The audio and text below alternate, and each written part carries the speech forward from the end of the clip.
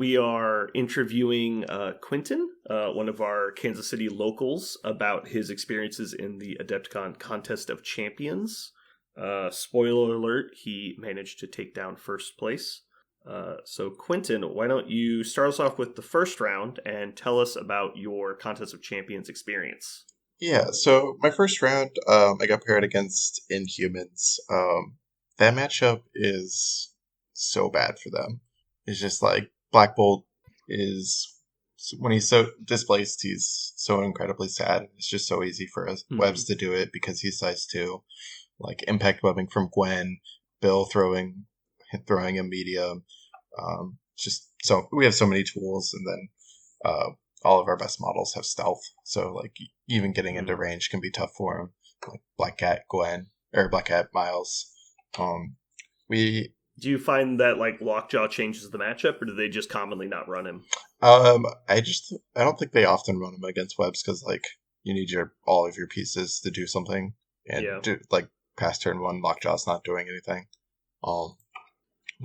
They won Prio, but they took their blues, my reds, which I was pretty happy about, because all of my reds are 5 points scoring, so I can win the game as fast as possible. We hit Gamma, which is like not great, but still, I was able to just like get the lead in the early and then turtle up in the back, and then 1 or 2 attacks. That is all they're ever going to get, and they're just not going to be able to take down our team fast enough or stop us out from scoring when you do that. And I guess I'll, just a heads up for everybody who's listening, I'm going to put the Longshanks event link in the show notes, so if you want to go in and check Quentin's list or the list of any of his opponents, you can do that. Oh, yeah. And we were playing at 16, and I was playing the wide list. That's even more gross. When you're 6 wide at 16, there's just not a whole lot they can do. So what were some of the key points of your roster?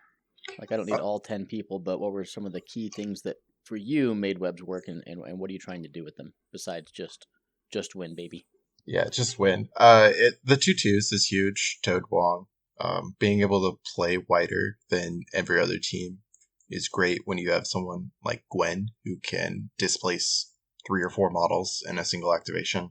And always being able to lock that up as the locked activation is huge.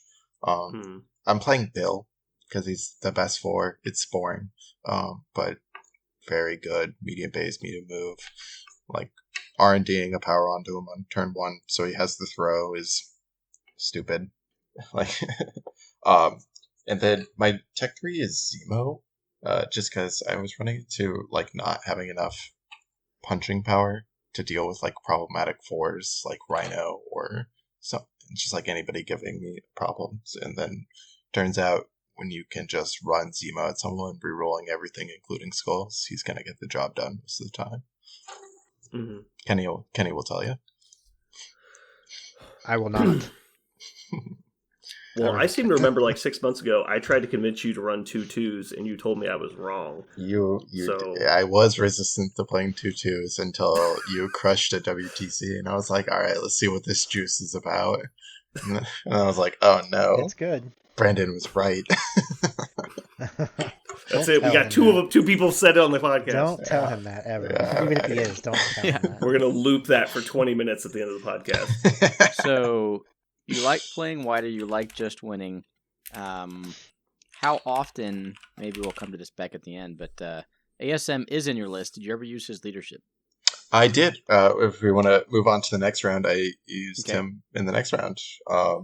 So next round, I was playing against Convocation. It was like a more scenario based convo team. So our everything looked like our crisis were pretty similar. So I ended up with my reds, their blues, got hit struggle for the cubes, and then extremist consoles. So we're playing at 17, and I think the 17 of 2 3s, a 4, ASM, and a 2 is very good. So I left Miles at home because he kind of gets eaten by Convo. Brought Black Cat, Gwen, ASM, Spider-Woman, and Wong. And then that game was just... We had a Quinjet on the table, which is awful. It was just like so bad. Yeah. But ASM being able to slow someone and then rotate is huge. Like on turn 1, I slowed his lizard, which really hampered him being able to move for the rest of the game. My ASM this weekend was just going off. He had Scalpel Strange, and I think he put like 5 or 6 attacks into my ASM, and he still survived. Which, like, he was low rolling a little bit, like rolling like 3 or 4 on his attacks. Also, he basically has to be in range of Witty Banter to use his good attack too. So yeah, that's pretty rough. It's really hard to keep. And every Witty Banner, I hit the coin flip and flipped it out of a hit or a wild or whatever it was, or out of a Pierce. Yeah, Pierce to nothing is pretty rough. Pierce doesn't work because they modify your dice and then you modify theirs. So Pierce still goes through. Oh, that's true. So it's just canceling the hit. No, you're right. Yeah, but my ASM very good at rolling crits. Just always flush with power. Yeah, that certainly helps. Yeah, that game actually. Yeah, especially being able to slow someone on a D, it makes it impossible for them to rotate, which is absolutely huge. Yeah. The game actually, turn 2 was looking really bad. He dazed both Black Cat and Spider Woman with Magic's activation, just like popped him. But then our old webbed up turn, everything went right, and it was just like impossible for him to come back. But yeah, you're only ever playing ASM's leadership on Ds against other scenario teams. If it's just like any other time, Miles is just going to be a little bit better. Just the consistency of having extra defensive rolls and being able to modify your skulls is just quite nice. Yeah, that's fair. What was he playing other than Strange and Lizard? Strange, his list was Scalpel Strange, Lizard, Wong, Magic, Voodoo, and normally Voodoo gives me a lot of guff because Mystic attacks are very good. Possessing my characters is very good, but he just had it on one side of a D, the Quinjet side. Yeah, D's are rough for him because you just abandon the side and you can't really do anything. Yeah, he had it on the Quinjet side and said, "I'm just not going to play the game over here," and slowed him and ran away. Yeah. All right. So how about your round 3? Round 3, Kenny will be able to tell you a little bit about this one because it was into him. Oh, yeah. I've blocked it out. That's a good game. Yeah, it was a really good game. It was really close. My Zemo popped off a little bit on his Rhino, which was pretty huge, and then on his backside, my Spectacular really popped off. We were on Scoundrels Paranoia, so just an incredibly fast-scoring game. We were playing it. I lost Prio, so I got to choose to play at 20, so you could play 7 wide. This is where playing Spectacular over ASM is huge. Just a range 3, size 3 throw is huge in that matchup. Double impact. What was Kenny playing? Kenny, what were you playing? I remember Rhino. Kingpin. He blacked it out, don't you remember? I played Kingpin. Spectacular did some things that I was pretty amazed by. Not spectacular things, amazing things. I was gonna say, I think the only matchup in which criminals really struggle against webs, and it's not close, is when it's wide webs. I think wide webs is just too much of a problem. Yeah, I even said it in that game that I felt like I played almost perfect, and it didn't matter. Because when we got toward the end, I was like, I don't see a way out, and I ended up losing. Was it 20-19? Yeah, 2019. Yeah, it was like I said, we had a really close game. I was up, I think 2 points for 2 rounds, something like that.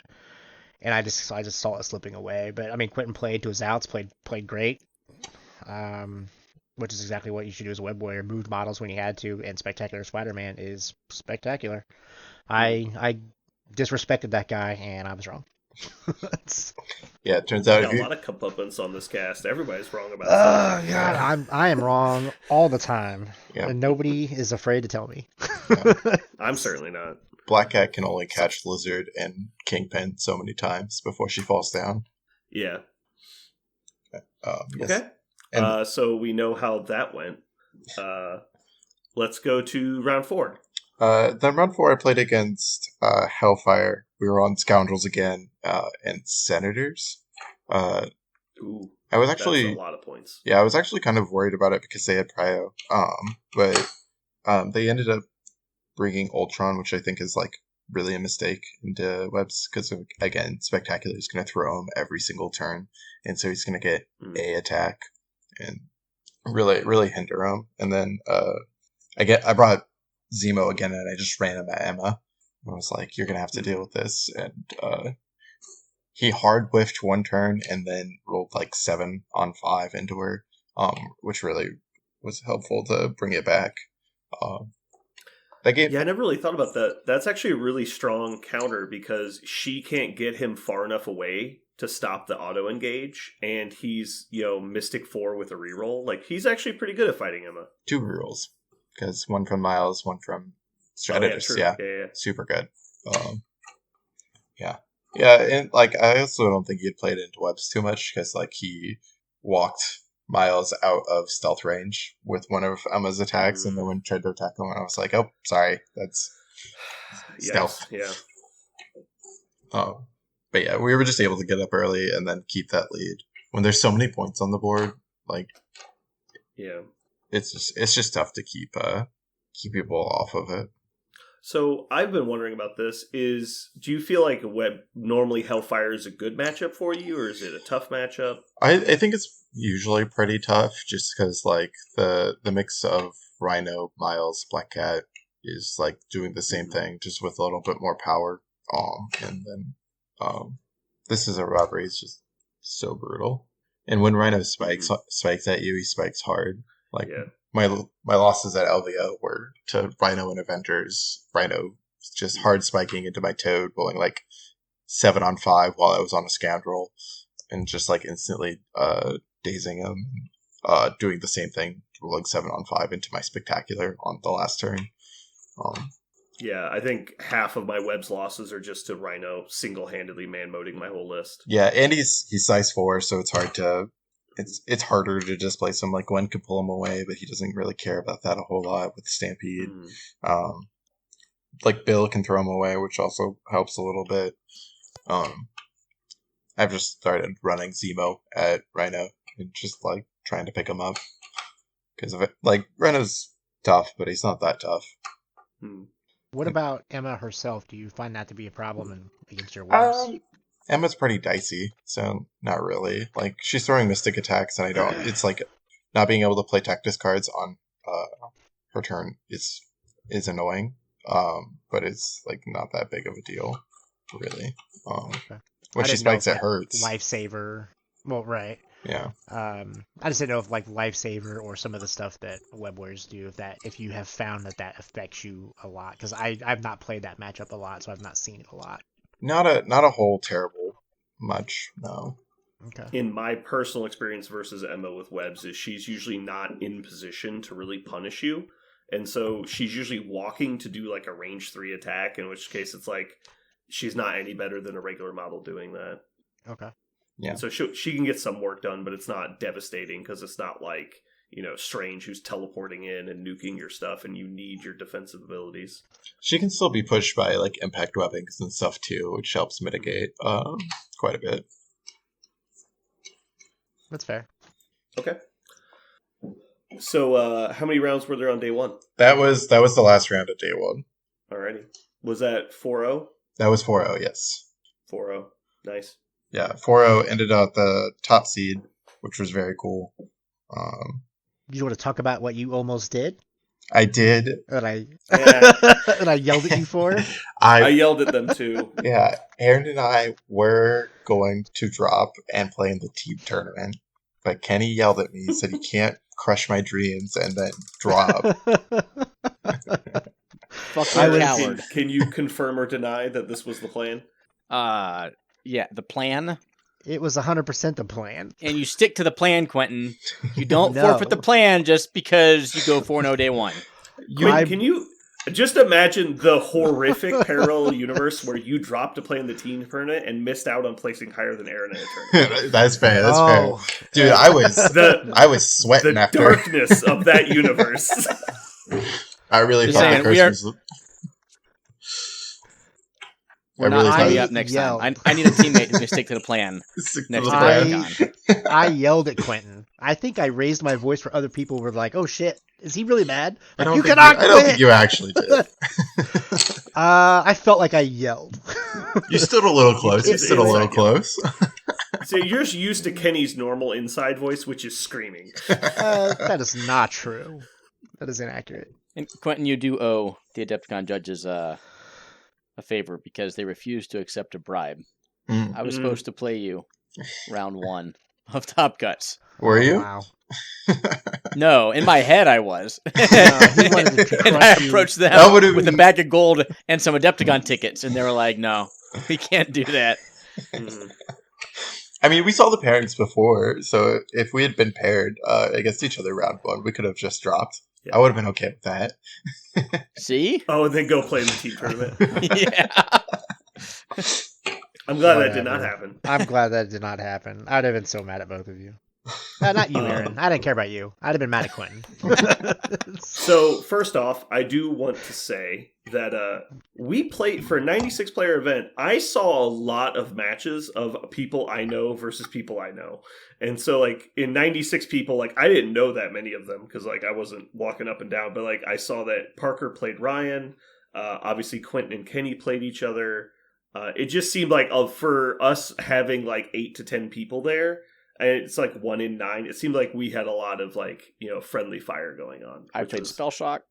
Yeah, Spell Shock. We had a lot of people bouncing off of each other. Later, I played Parker. Well, I mean, I'm going to defend that a little bit because Quentin and I played. We were both 2-0, so that's what Sure. Yeah. down to. It's how not a many people? crazy amount. It's not like it was Yeah. targeted. I'm not saying anything like that, obviously. It's just saying, like, I feel like with how well we ended up being represented, I think it was even more special because of how many times our guys ran into our guys. Yeah, I mean, at a certain point when there's only 4 rounds in the first day and you have so many people that are undefeated, like you're gonna hit each other. Sure. We just have a concentration And obviously of that's good a good players. thing. Like, that means a lot of our people are in the winners brackets because, they're still playing each other. Yeah. Like Anyway, so that's going to take us to Top Cuts Day 2. Mhm.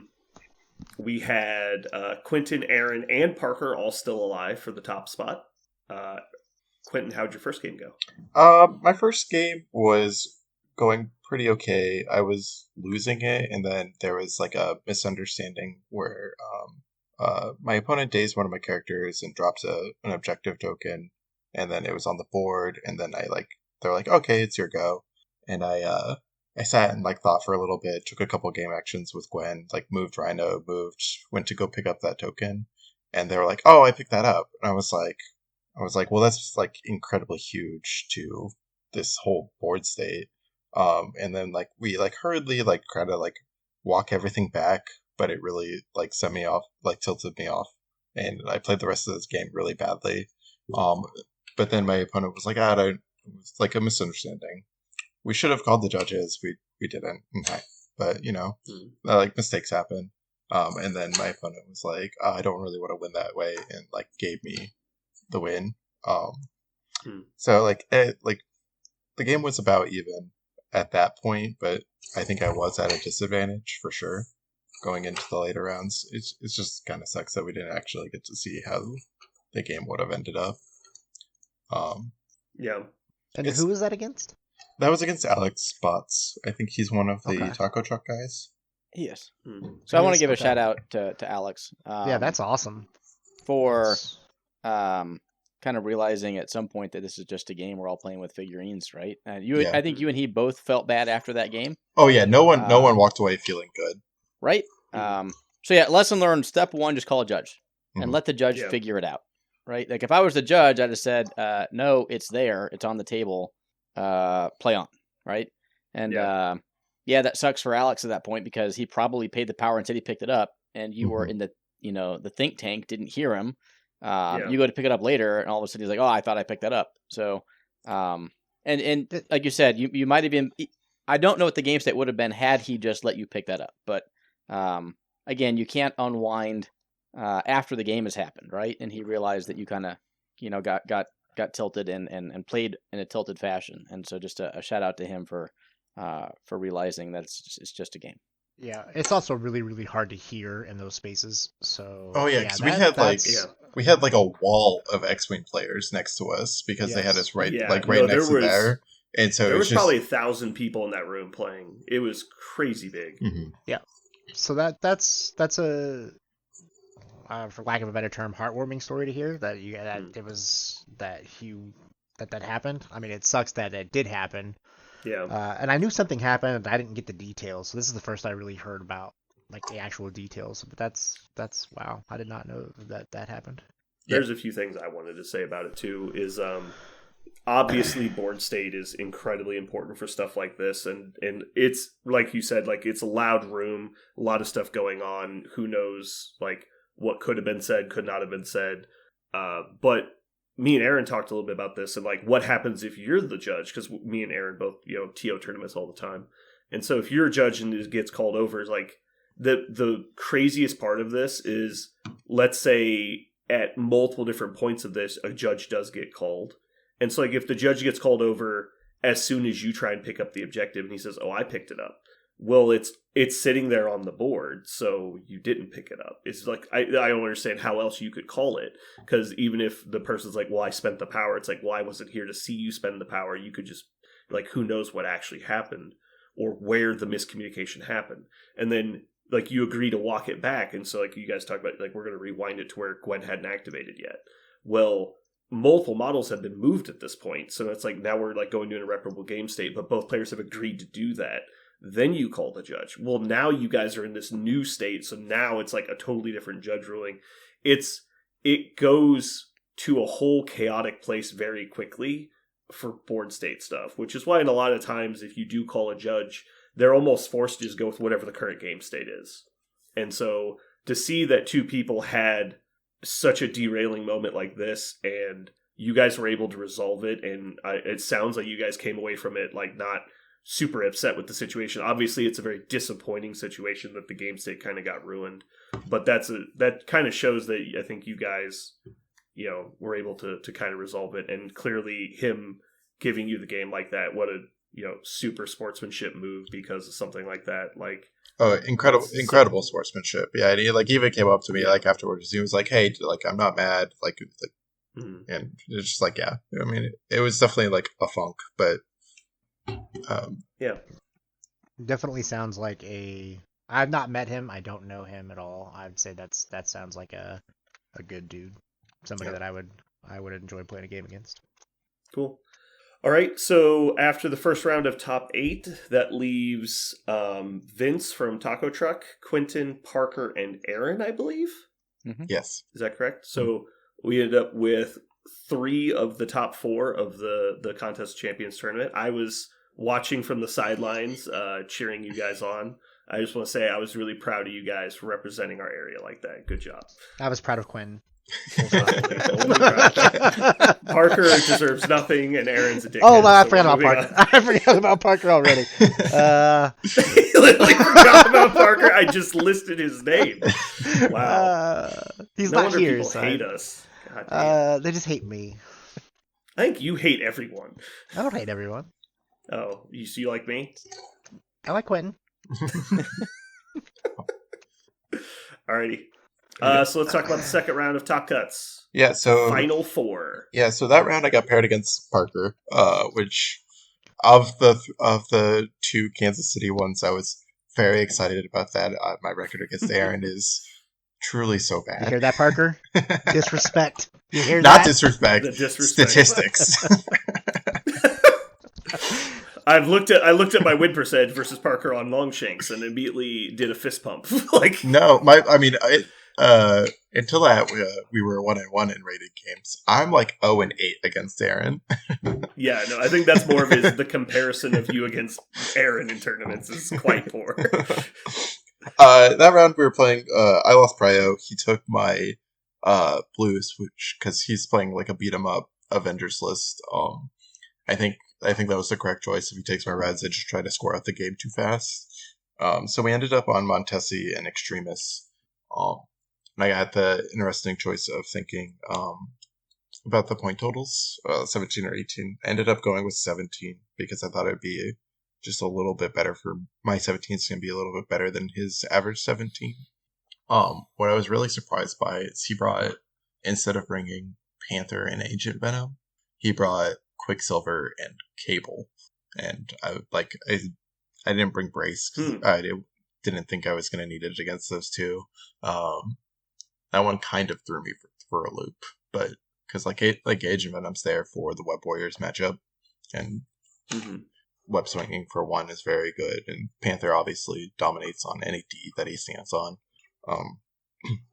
But that game was interesting. It's just like kind of, even though it was still a D, kind of ended up as like a scrum in the middle. Again, my ASM just went crazy. During my all webbed up turn, he web swung in, pointed an attack at Cap to try to hit the trigger, and then like hit the trigger and dazed him. And then I put a huge attack in. I put 10 dice into Cable, just trying to move on to the point. Like instantly dazed Cable, rolled like 8 or 9 on 10, and then moved on to the point and picked up his stuff. And I think after that, it was just like too much to come back from.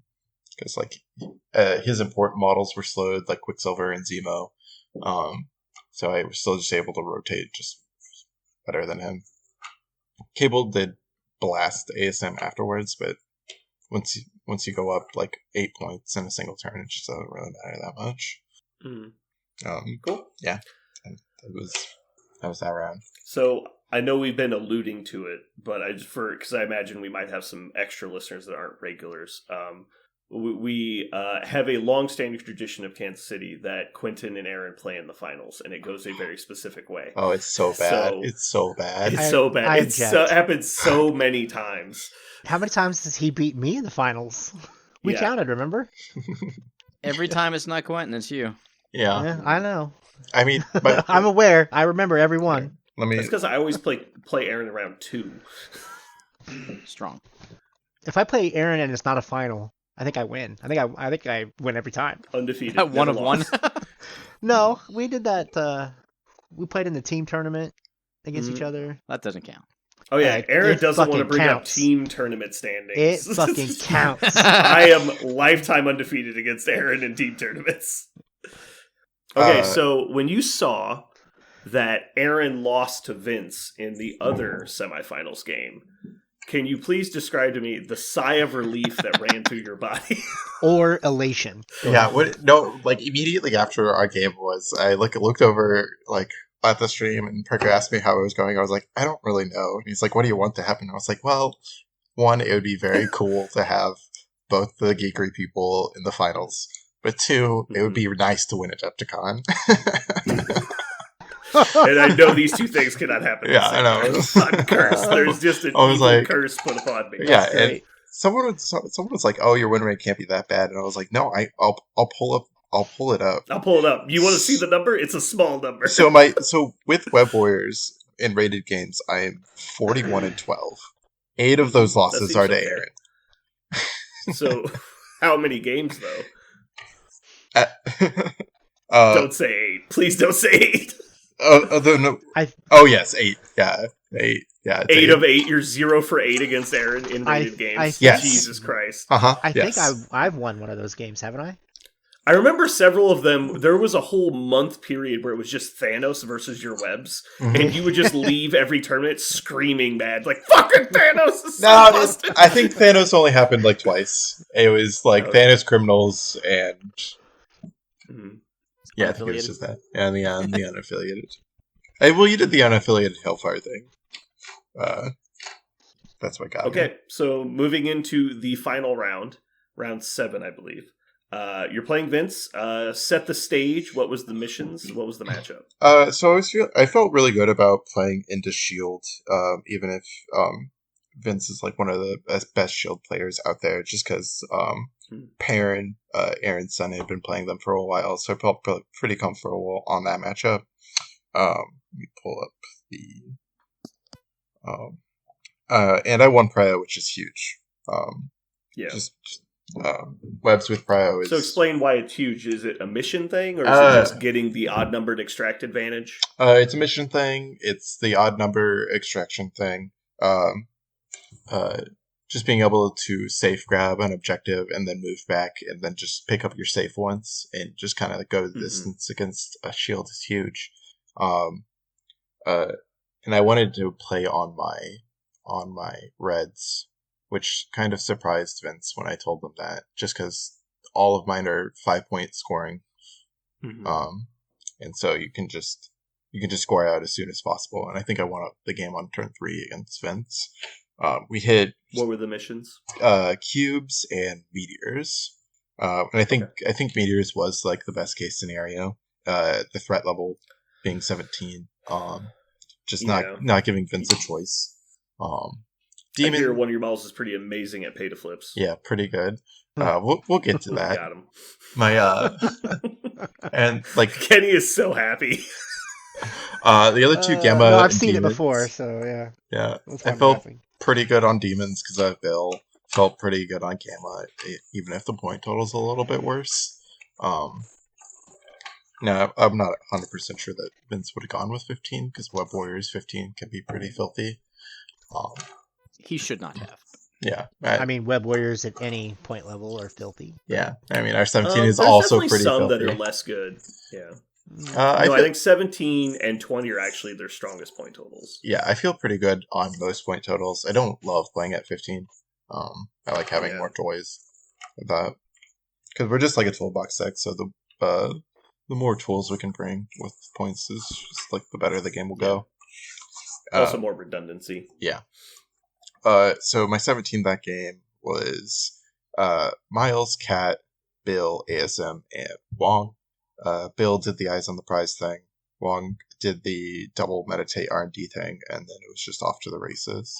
I think I went up 3 cubes and 2 points. I went up 5-3, 5-2 the first turn. And the way they had set up the board was you couldn't single move onto it. Just was like the way it was set up. Yeah, there was a big Hydra tower in like the middle of the table. So what I did is when I R&D'd the power onto ASM, I moved, picked up a cube, moved, and then flipped the point, and got my power back. And then he put a bunch of attacks into ASM, but the way it was up, so I had cover, and was just rolling hot. Only took like 1 or 2 damage, and then a damage from the cube. And then my first activation, second turn, was to walk up and heal with Wong, because I knew even if he put attacks into ASM, I could fall back out of sight, which was huge because he went Fury, attacked with the grunts, did 0 damage, but I still had enough power to fall back, and then it just ruins the rest of the activation. Yeah, and then turn to it. Did you have the same number of models or one more than Vince did? I think we both went 5 wide. Yeah. Okay, so you gave him last activation, but it gave you the ability to, like you said, go first turn 2 to heal your boy. Yeah, and ASM's so huge into shield too. It's just re-rolling everything. On lots of range 3/4 dice attacks, which is what he lives against. Yeah, and he can flip all 3 of the meteors on any given turn, which is just an insane amount of without pressure. Even having to web swing. He might not even spend power to do that. Yeah, he can also gain all of his power back. Yeah. I'm well versed in how this happens. So like so he put a bunch of damage on ASM, and then I web swing in, all webbed up, instantly dazed the commandos, put a bunch of damage on Invincible, and got to still beat him move away, even though he had marked for death, because that says a medium advance, not my movement doesn't become slow, which was really nice. And then he put a bunch more attacks into him. Eventually got him, but he wasn't in position to pick him up, pick up the point that ASM had. So like I was just able to move, pick up a point. She did Daze Bullseye before doing that, just because I was rolling hot. I don't think that ended up mattering too much. And then I just won the game on turn 3. Just like. What happened with the mark for death thing? He mentioned it. There's a interaction because it's not slow. It just makes their movement short. And so if you have an ability like Hell on Wheels that just says Advance X, it doesn't reference your normal speed. Where slow says all advances must be made with the short template. Right. Mark for death does not say that. Okay. I believe Vince believed that it was going to make him move short, but it didn't. Right. Okay. We've had that interaction come up at the store, so Quentin obviously already knew it. Yeah, Right, it yeah, happened no, when I And I the funny marched part for is it death in happened in ASM. reverse. He used it on an enemy Peter Parker ASM, and he was like, "No," and he called me. I was like, "No, sorry." Like, he's like, "God damn it!" It was really important too. Mm-hmm. All right, cool. Yeah. Well, congratulations. Thank you. You should send me a picture of your celebration outfit, and I can post that on the Facebook page. Yeah, I'll send it. Yeah, I'll send it to you right now. Yeah, I really liked how two things happened. One, as soon as he won, I ran over and like, get over here, fucking fist bump me.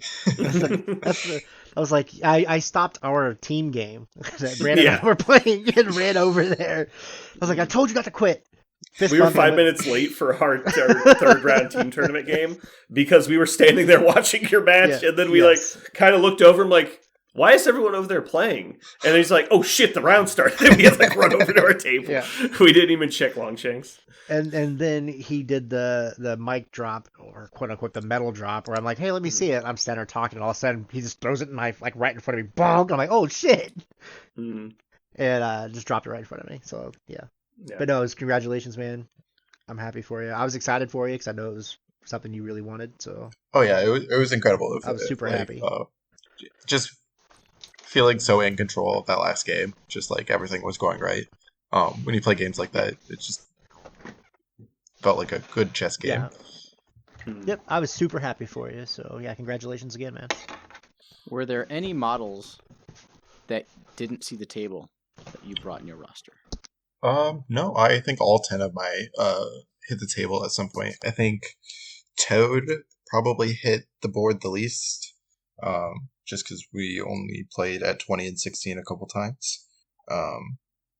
But Zemo was super important. Bill saw the table several times because he's just a good solid 4.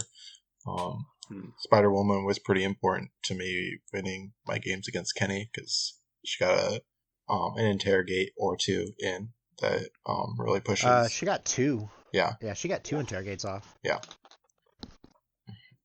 I think Gwen's obviously never leaving ASM. Yeah. So are you ditching Web Warriors for a real faction now? Oh, absolutely not. No. Oh, okay. It's just reaffirmed that he's never going to quit. Yeah. Okay. We have committed. Any changes to this roster going forward, or until there are new releases, are you happy with exactly where you're at? Until something releases, that it's going to stay exactly the way it is. Playing Bill is boring, but I think correct at the end of the day. But what about when Gwenem comes out and you get a whole new model? That's definitely going to make your... Did you listen to my question? Well, one thing is Gwenem's name is going to be Gwen Stacy, and that's going to be tough. I do think Ben Riley is going to be very, very good in the roster. He's just more redundancy. He's just like a 4-point spectacular. Yeah. It's the same as like Spider-Woman's a 4-point Spider. Peter 1 basically. Yeah, but not Peter Parker. Yeah, but not Peter Parker. The model's just kind of boring.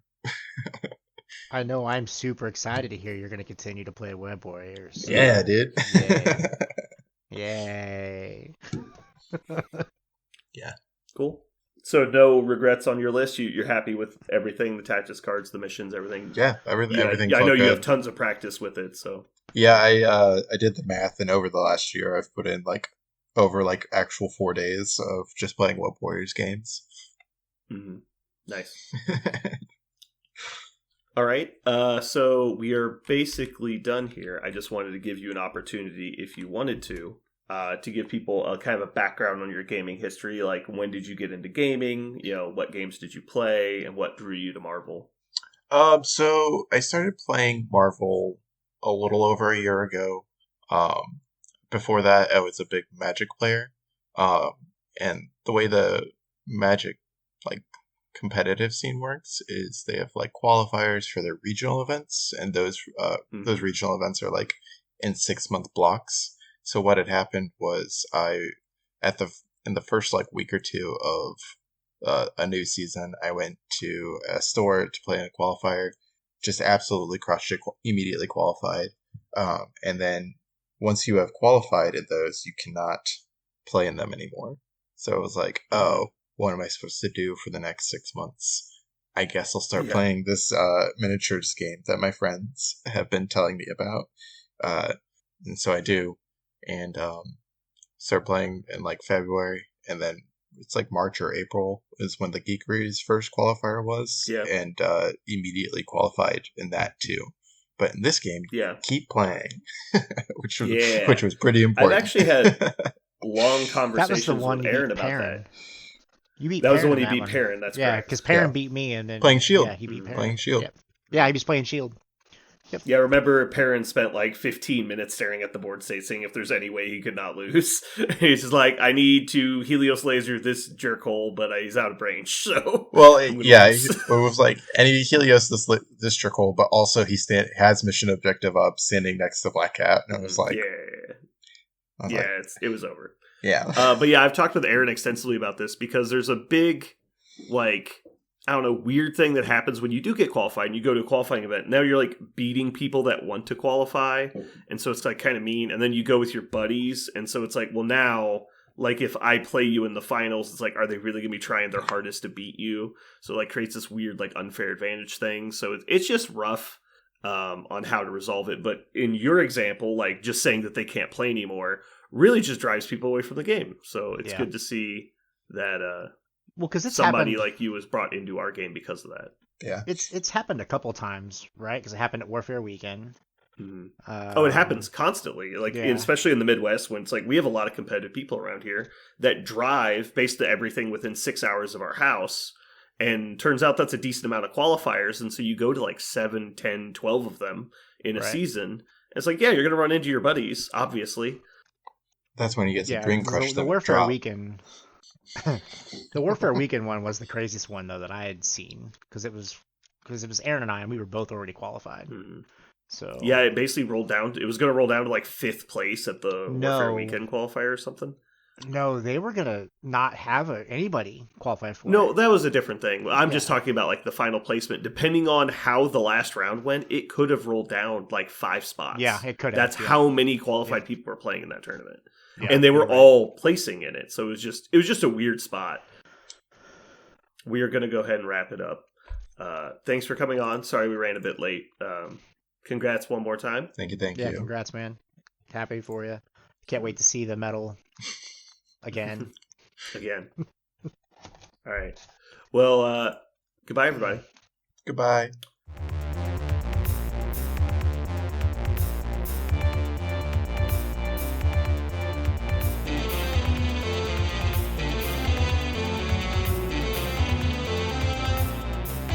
So what are we going to call this thing? I got it. Okay. Incredible, new, fantastic, astonishing, mighty, original, uncanny, sensational podcast. I'm just going to put down infamous.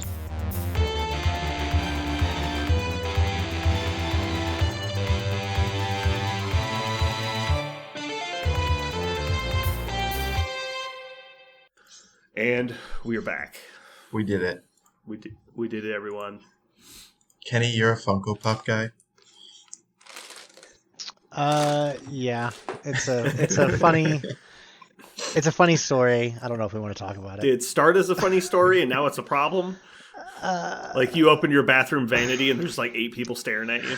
I mean, we can get into it if we really want to. I was My wife and I went to a Comic-Con, and when was this? Was Chicago Comic-Con 20? It was just when we just got together.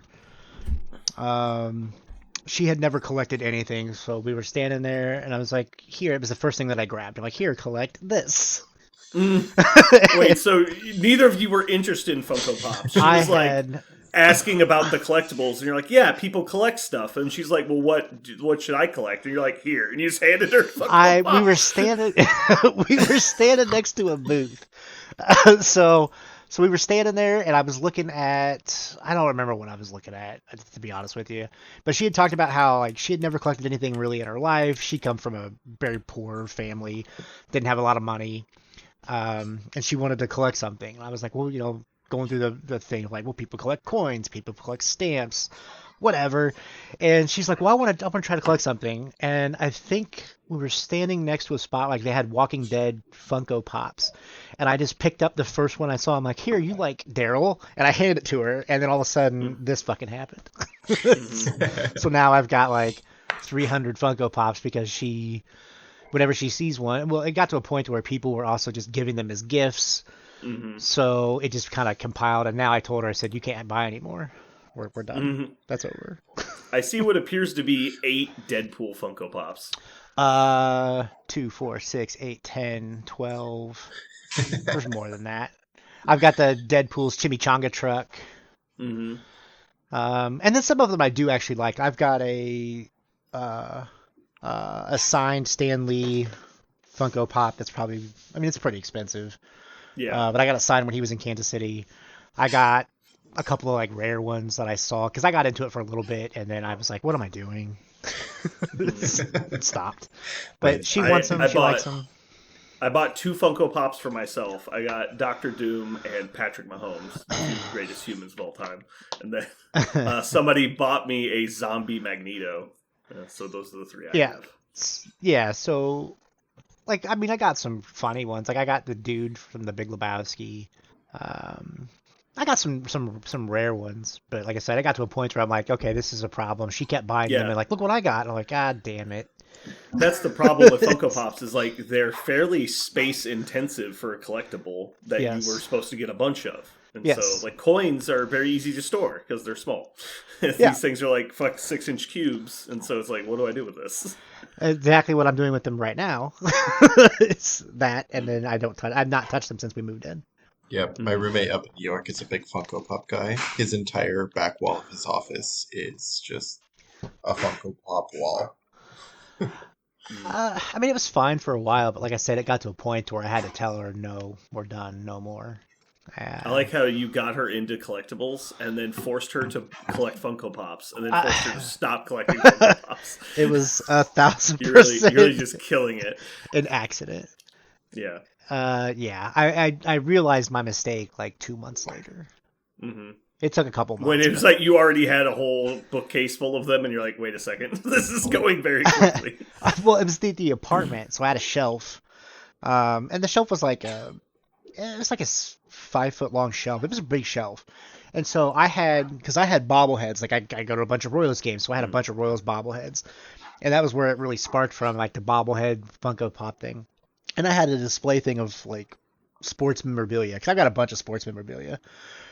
But I had that, and like I said, it was very quickly before she took my Royals bobbleheads down and put up Funko Pops. I'm like, well, how do I tell her that that's not okay?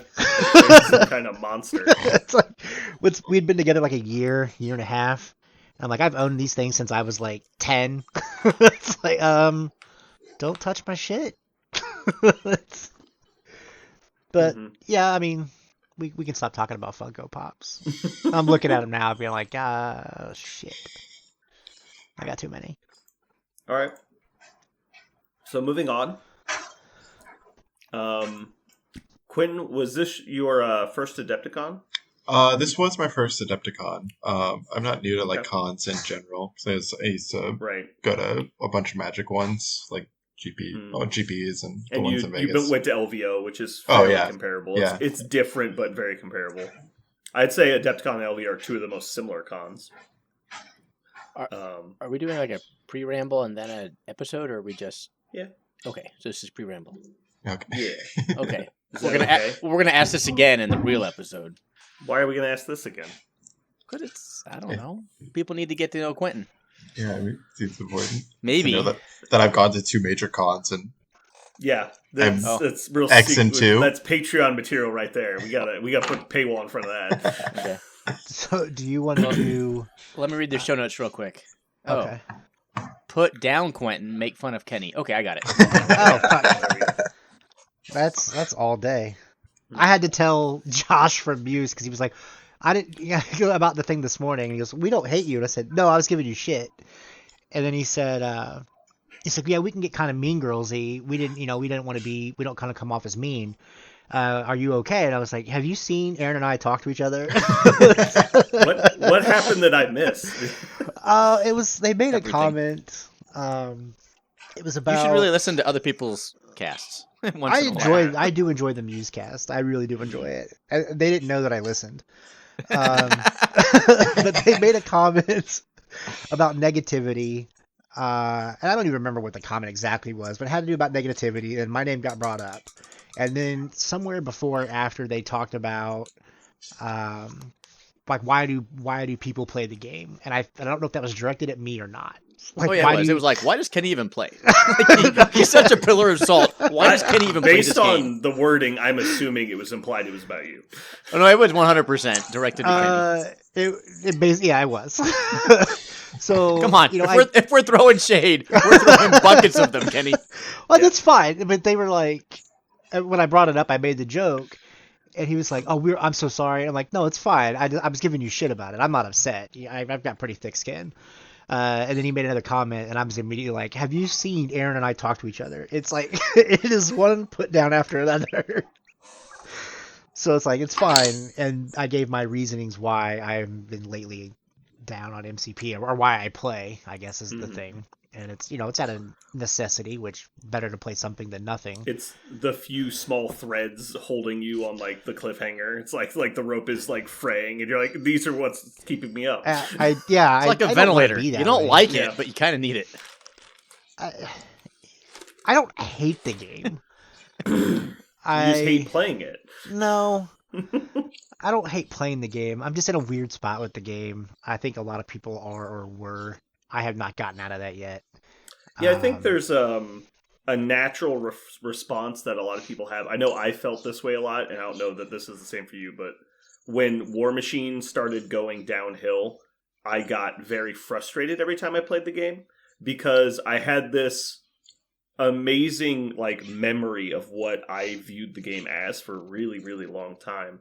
And so seeing it like continually take steps backwards as opposed to forwards to get better, and they're just actively introducing things to the game that made it worse, it got incredibly frustrating to play the game. Because anytime you put models on the table, you just have to watch this like thing that you loved like destroyed in front of you as the game got worse and worse and worse until it was almost unplayable. And then so, like, anytime a game takes a step backwards, I think it's natural for somebody to feel, like, I don't know, like, defensive towards the change. Like, where it's like, why are we doing this? This is worse or whatever. And so, I think a lot of people would say that MCP has had a rocky 12 months in game balance. Because, like, we've dealt with CGR for a long time, and now, like, Steelers are everywhere. Like, I think it's fair to have that opinion. Yeah, I mean, I'm not there. But I'm just it's definitely nowhere near where War Machine got to. I'm not saying that. Right, yeah. And I never played War Machine, so I don't know about that. But it's just kind of like I've heard other people talk about their feelings on the game, and it's kind of in a weird spot. I think part of it has I'm so fixated right now on Judgment and Blood Bowl. Like I said, we were at Adepticon, and I realized I really do miss Blood Bowl. I had more fun playing Blood Bowl than I think I've had in like the last year playing game. I had a good time. All right, well, now that we've gotten on another tangent, and this all started from me being interrupted while asking Quentin about Adepticon, I'm going to go ahead and tell Aaron a story real quick. So, Aaron, I played my first game of Blood Bowl in several years, almost 5 years, I would say, against Ryan. Okay. How did that go? Fucking terrible. It's one of the worst games I've played in a very long time. And Ryan was, again, like the greatest opponent you could hope for, right? Like, Ryan is the best guy to play games against. But we had, I think it was 9 consecutive turns where, like, the first roll was a turnover. It was just a shit show of a game. Like, it was so frustrating. It's like, guess my Black Horse going to throw a 3-die block into your Goblin and fall down. Like, what the fuck is happening? I even have Brawler. Like, how does this happen? That is exactly why I love Blood Bowl. Yeah. And so, like, eventually the game got back to some sort of normalcy. Like, but out of the 16 turns of the game, because each player gets 8 turns per half, out of the 16 turns of the game, I think I had 4 turns that weren't absolutely abysmal. And one of the turns, like my first turn was awesome. I casualtied 2 of his players and knocked out one of his trolls. And so I was like, oh, this is going great. The next turn, failed the first roll, and he gets a 8 consecutive roll touchdown on me because he gets a 1-die blitz into a touchdown because my guy is standing so far behind because he got a good scatter on the ball. It's just like, okay, I guess. Like, in the first, 3 or 4 times it happens, you're like, whatever, it's fine. And then it gets to the point where it's, 10 consecutive turns. You're like, all right, guys, come on. We need something to happen. It was, 3-0 at half. It was so bad. Yeah, that's Blood Bowl. I guess. It was just interesting. I still had a good time. It was just such a terrible game. Yeah, Blood Bowl is all about the nuance or experience of crazy shit happening in a chain. Mm-hmm. And it's just like, oh, that happened against me, and I was still like, is he gonna make it? He did. Mm-hmm. I have a really hard time separating game state from board state, I guess, if that's the term. Understanding that you are losing the game despite being in a commanding position. And so, that's why I get really frustrated when I'm playing, Web Warriors and Criminals. It's I understand that I'm up in game state, but I'm down in board state. And so, that's what I get frustrated by is the board state. And so even though, I might be winning or losing a game, I get frustrated by the situation I'm in, being, in a weird spot. Yeah, I can see that. I feel that way a lot when I play against Web Warriors. So I had to repeatedly tell myself during the game, it's okay, it doesn't matter what the score is. This is the decision that you're supposed to make. Anyway, back on the original topic, Quentin. Yes, Quentin. Not talking about events or anything, what did you think of Adepticon? Did you have a good time traveling there? I was actually thinking at the end, towards the middle of the first day, that I wasn't going to come back to Adepticon, just because it's wow. Yeah, Okay. it's just I don't know, 8 hours is a long way to drive. Events starting an hour late is not my idea of fun. And then the prize support's really bad. For winning. I mean, there really isn't prize support, right? Yeah, they did don't that. Really give out prize support. Yeah, they did There's that medals raffle and stuff at the end of the first day, and then they gave out prizes to best painted. But I didn't get anything for being first seed at the end of the first day or for winning. Also, no, yeah, the way they give did out prize support. the way they did prize tickets was also bad. At the end of the day, I had 30 tickets, and that could not get me something on the prize wall. And I know they were giving out more tickets. That's a new thing. That's a new thing this year. They'd never done that before. Yeah, I know they were giving out more tickets to other games because I saw people turning in 20s, and I never even saw one on the MCP side of a 20. Oh, they were maybe, but I think what was happening is some people were buying them from other players. Yeah, he meant a 20. Yeah, a 20 ticket. They had larger denominations that they would make change for. I don't think you ever got a singular 20 for playing a game. Not that I saw, but I saw a lot of people one of the selling judges, Brian, walked by to our table, and he was like, do you guys need change? I have 20s. And he was just trading up for people. I know. I don't think they were giving those out. I know towards the end of the second day of Timelines, they were passing out 10s to the players. So even then, Hey, I think they got a lot more lax with it over the weekend when they saw how many tickets they still had. Yeah. Well, that, and I think that's an AMG sanctioned thing, so they're probably doing more for that. I would imagine. Yeah, I don't know. I don't have anything to say about the ticket format. I didn't really experience that. I know it's new to this year, and that they had not done that previously. But for Adepticon, I know their philosophy is they don't really give out price support so that they can keep the cost of the event lower. And so they try and make the tickets affordable so that way they don't. I mean, the MCP ticket was still $25 for the Challenger event?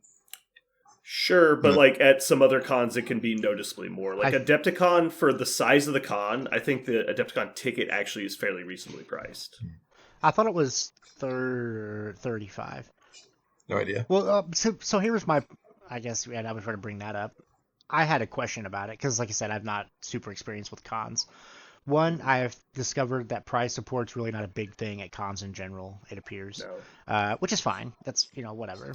It's not in miniatures game tournaments. It can be in card game tournaments. Yeah, I think that's probably where the adjustment comes from. Just playing Magic so much is coming. Yeah, historically speaking, but Kenny, go with your question. Well, that's kind of one. I like that's kind of like part of the question, but the other part of it was, so I paid $135 for an Adepticon quote unquote ticket, and then I had to buy individual events.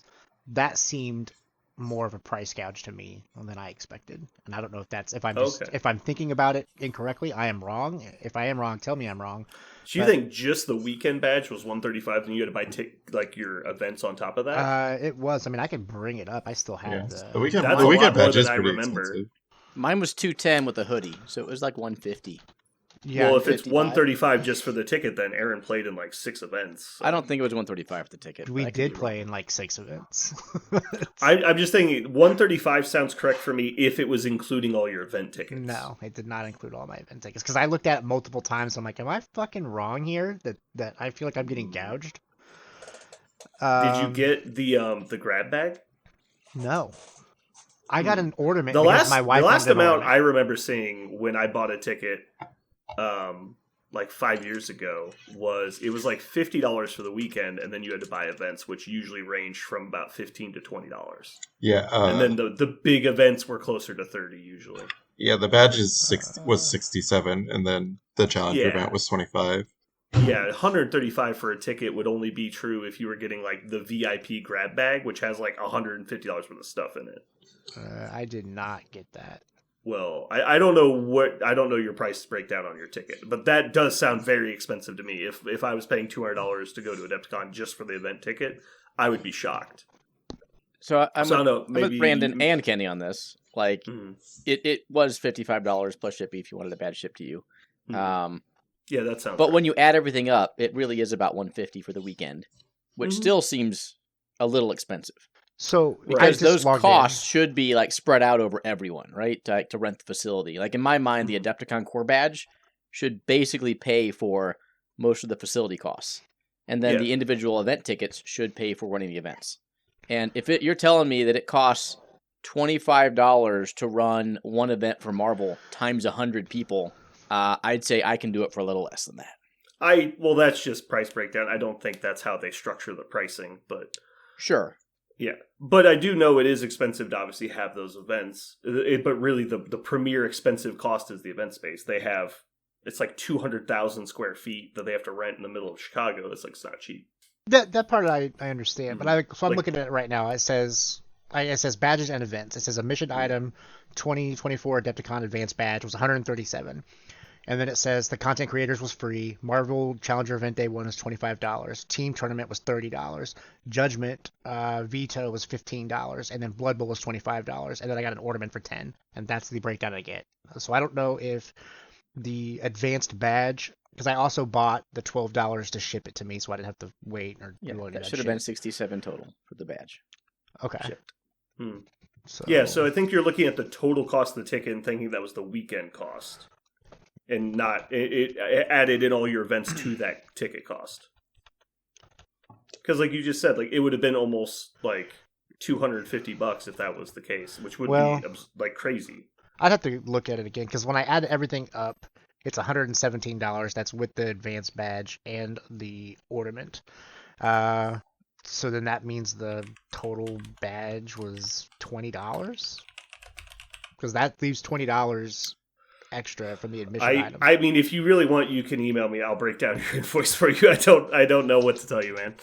That sounds incorrect. If I felt gouged. Yeah, if you spent $135 for a weekend badge, you should feel gouged. That is insanely expensive. But anyway, back on the price support thing. Historically speaking, miniatures gaming has almost no price support in tournament payouts. Like, it's just not a thing that happens. It's almost exclusively bragging rights. And part of that is due to the expensiveness of the events themselves. Like, if you run a Magic tournament, all you need is a simple card table and 2 chairs for every match that you have. You need to have basically like $500 to $1,000 worth of equipment for a match between 2 people in a miniatures gaming tournament. So the overhead cost is just so much higher that to then have an expensive price support pool on top of it would be insanely expensive to play in. My total transaction was $232. Just gonna throw that out there. Why did you spend twice as much as everybody else, Kenny? I don't know. I couldn't tell you that. Looking at it again though just reignited my irritation. So. All right, Kenny. Well, we're gonna table the fact that you randomly spent an extra $100. We'll talk about it after the cast. How about that? Okay, sure. Okay. Wait, Kenny, just real quick. What type of badge did it say you got? It says I have an Adepticon 2024 Advanced badge. Yeah, we're going to talk about that later. Did I get fucked? You're an idiot. I think you bought the wrong thing. Okay. Yes. All You right, bought a well- swag bag and didn't pick it up. You fucking moron. Oh. Okay. That's what I was gonna say, because the swag bags are like $75, but you All get right. like Well, then I'm a $200 worth of dumbass. shit in it. Well, then I'm a dumbass, and I lost out on a swag bag. So then I'm less angry now. Thanks. Less angry at the con, more angry at yourself. I didn't get gouged. I'm just a fucking idiot. Yo, we can talk about it like live. That's fine. I'm a fucking moron. So I was gonna say, I was like, there's no fucking way, Kenny. See, this is what we talk about. Like, I can be wrong. I'm not married to my ideas. I apologize to everybody at Adepticon for saying that I felt like you guys gouged me. I'm Kenny, just a dipshit. remind me later. I'll message Hank. I imagine it's far too late, but I'll ask him if they have like leftover crab bags that weren't claimed. It's fine. Somebody can enjoy my. I mean, he might my also just donation. refund you the difference because you never picked it up. I mean, Or okay. you can see this as a life lesson I will to take read the details of your tickets and wonder why you clicked the button that just cost an extra $100 for no reason. So kids, take God notes. damn it! Pay attention to what you're doing and don't be like me. Kenny took $100 yeah. and just lit it on fire. It's fine. That would have been more entertaining than what Kenny did. I would have felt way better about myself if I'd have done that. I'd be like, this is definitely big dick energy. I was going to cut all this out, but I think at this point we're just going to leave it in. You can leave it in. Like I said, whatever. I look forward to people calling me a dumbass. So again, Quentin, before we got extremely derailed by somebody bitching about event cost. This is your fault. This is all your 100% my fault. You brought it up. Go ahead. Sorry. Right. Quentin, go ahead. Fucking Christ. Okay, so anyway, what did you think of the event on the whole? Like you said, after the first day, you were like, I might not come back to this. Oh yeah, What did you think about so it was after like the weekend was over? it was like the start. The reasons why was like the price of port, the starting late, then like round timers. Oh, and then like I would love to address all of these points. Yeah, and then like the round timers, not like is awful. Like playing on a chess clock is so much better, and then it being like a secret.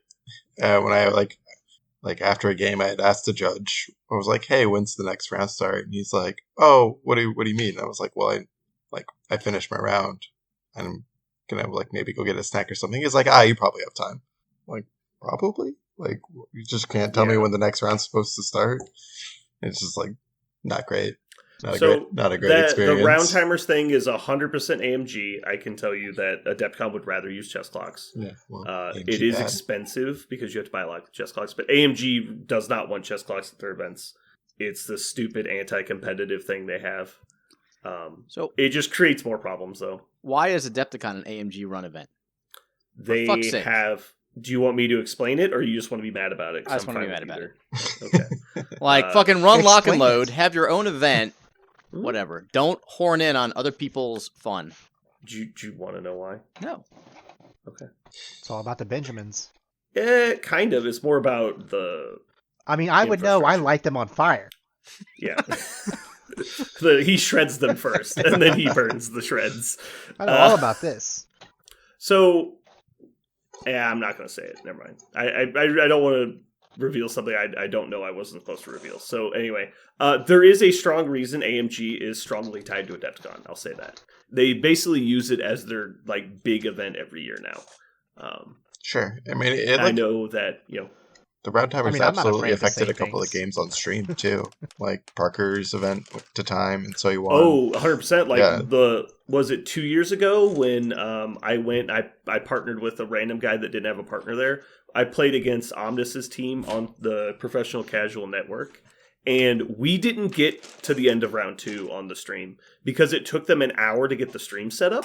And so we missed an hour of our round time, and then we had to set up on stream. They had to like look at all of our lists and talk about everything. By the time we started playing, we were an hour and 30 minutes into the round. It was absolutely insane. And so then we're in the middle of the first round, and the judge comes over and gives us a time warning. And we're like, what are you talking about? We just started playing because we'd been like removed from the group for so long because we had been talking to the stream people and doing stuff, getting our list set up and getting all the stuff for camera ready. And then by the time they explained, it's like, oh no, like the round started like an hour ago. It was a complete shit show. It was a terrible, terrible event. But they've kind of learned a little bit of their lesson. The round timers is, in my opinion, awful. I understand what they're trying to do, but it feels like at this point they're just refusing to get off their hill, even though they know they're wrong at this point. And it's just sad. What was the... Oh, starting an hour late is more of a administrative logistical thing. That hall doesn't open till 8 and they say it starts at 8:30. It's absolutely impossible to get 96 people registered for rent in 30 minutes. It's literally impossible. Right. I don't know why they say that. I told Parker's like, it'll start at 9:15, and it started like right at 9:15. I mean, like, they could just have people register the day before. You could just, you could allow them to register the day before, and you could just tell them it fucking starts at 9, and it would be fine. But I think what they really want is everybody there at 8:30, and so they put 8:30 so that people are there at 8:30, even though they know it's not going to start. Because if people are showing up at 9, you have the same problem. I don't know. It's annoying. It's a big event, and I think the problem is expectations. If people are expecting it's going to start at 9:15, there's no problem. But if people go in expecting it to start at 8:30 and then also don't know what time they have to be back for the next round, it's really annoying. Yeah, and maybe it's just another coming from Magic events where you go to a GP and there's 10,000 people there and the round starts when they say the round's going to start. Yeah, and if you're late, you lose. Yeah, that's it. That's how it works. I'm totally fine. Yeah, and I get it. I don't disagree at all. I would love to see them take a more realistic approach to the logistics of the tournament. That being said, though, I think it is a pretty cool tournament. It's fun to watch everybody go in there and compete. I had a blast playing my games. Like all my games were good, but yeah. I will say, of every tournament I've ever seen use round timers, I think Adepticon has gotten it pretty close to working. Considering we all here are in agreement that round timers are the worst thing you could do. Considering that, I think they do a decent job of it. You're about to get canceled. I don't know about the decent job part. From me. They've made the round timers adequate to get most of the games done. As long as you're not Parker, you can seem to get your games done in a reasonable amount of time. Yeah, that dude needs a Now, the problem, again, is always when the time has a horrible one-sided advantage because one player is taking all of the time. That's just obviously not fair, and there's nothing you can do about that with round timers. Yeah, I think that's probably my biggest issue with it. Because looking at my... slow playing and stalling is cheating. Yeah. And there's no way to prevent that with round timers. There just isn't one, which is why everyone agrees chess clocks are better. Yeah, just even looking at my team tournament. Oh yeah, just looking at my game on stream, like how fast I was playing. That's about how fast I play normally. I've never gone to time with a chess clock. Well, no, you don't have to go to time when you're playing Web Warriors. Let's get into that. I mean, sometimes I sit there and I think for like a minute or two, but like, it's not that hard to make a decision. No, yeah, especially transitioning from chess clocks back to round timers, it feels so like fish out of water. You're like, what are we doing? Anyway, so what was your opinion of the con after like you're on your way home? It was fine. I was very tired by the end of day 2, and like after I'd won, and then going into playing Judgment 5s on day 3, I got through my 3 games, and there was another round. I was like, I can't do this. Like I'm good. I'm gonna sit down and just like chill out for a while. Yeah, it's a whole different kind of endurance when you like in con shape and not in con shape. And it's mostly mental fortitude to be able to be active for 16 hours a day on no sleep. Or little to no sleep. I don't know. I crushed day 1 and I slept on the floor the night before. Maybe I should do that more. I honestly usually do better when I'm massively sleep deprived. When we went to WTC, I almost intentionally didn't sleep because I knew that like me on edge is better than me like relaxed. And so you're insane. I know. No, dude, it helps a lot. Like it helps me focus. when I'm How on the fuck low could sleep. it do that? Because you don't have the bandwidth for everything else. So you just point the bandwidth at the thing you care about, and that's all you do. Yeah. There's no distractions. I have to go grab my laptop charger, otherwise my computer will die. Okay. That makes sense. You didn't do that before, rookie. Yeah, that's fair. Also, it sounds like he's doing laundry in the background. So, I don't hear anything. Oh, he's muted now though. So yeah. So Kenny, Yo. you just hate money, huh?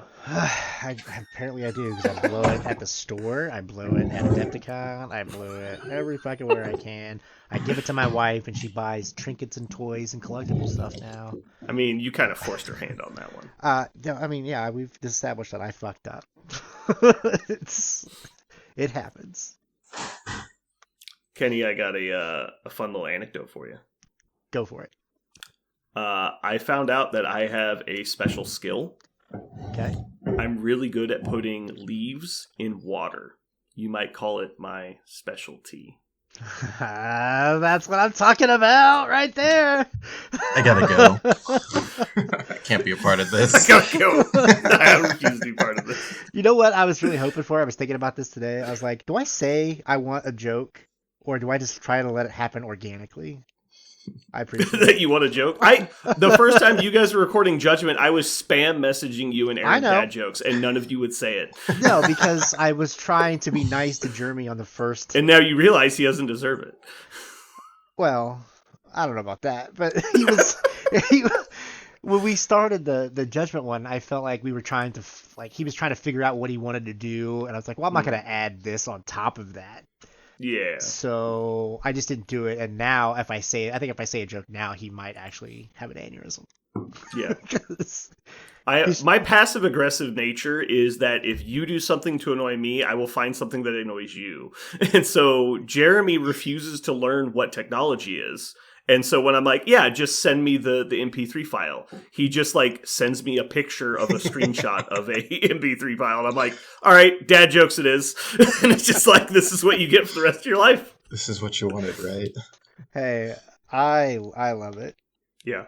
I think it's great. All right. So let's get to the meat and potatoes of this. We're going to transition into talking about the CoC tournament. This will mostly be Quentin talking and us asking questions. So we'll just go round by round. Quentin, I don't know if you want to pull up Longshanks. I have it pulled up, so I can take a look at it. I figured you might. 1 second.